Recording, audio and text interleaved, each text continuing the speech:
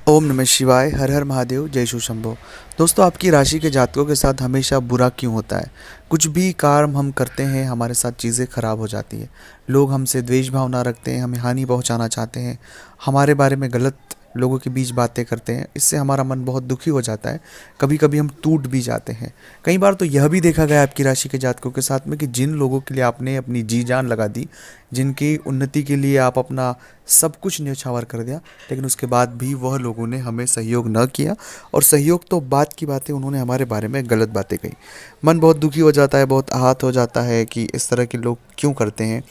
हम खुद में कमियां निकाल कर उस बात को संतुष्ट हो जाते हैं कि हम में ही कुछ कमी होगी, और खुद को समझा कर हम आगे बढ़ जाते हैं।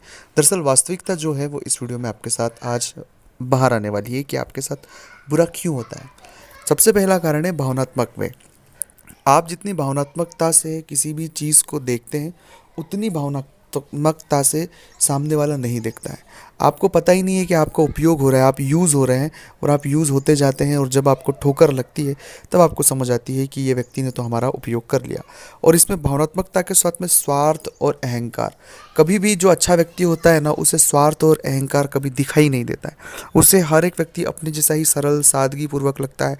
उनकी जो समस्या है, जो उन्होंने अपने जीवन में नकारात्मक पहलू देखे हैं, वो नहीं चाहते हैं कि किसी भी जातक के साथ इस तरह की घटनाएं या इस तरह की बातें हो जो उन्होंने फेस किया। तो वो ममत्व का, माँ का, पिता का भाव किसी भी व्यक्ति के प्रति आपके मन में आ जाता है। दूसरा एक मूल कारण होता है मानसिकता।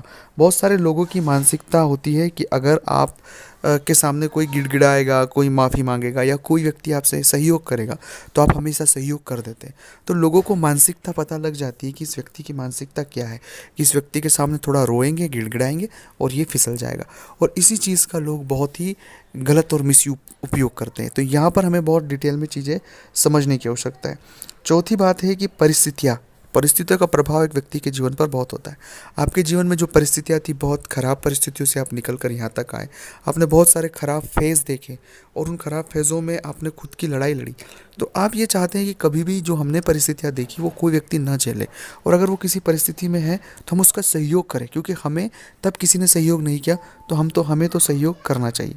तो ये जो शुद्ध भावनाएं व्यक्ति के जीवन में आ जाती है, उससे बहुत ज़्यादा चीज़ें सही हो जाती है। अगली जो बात होती है, सामाजिकता और सांस्कृतिक कारण भी एक बहुत बड़ा कारण है।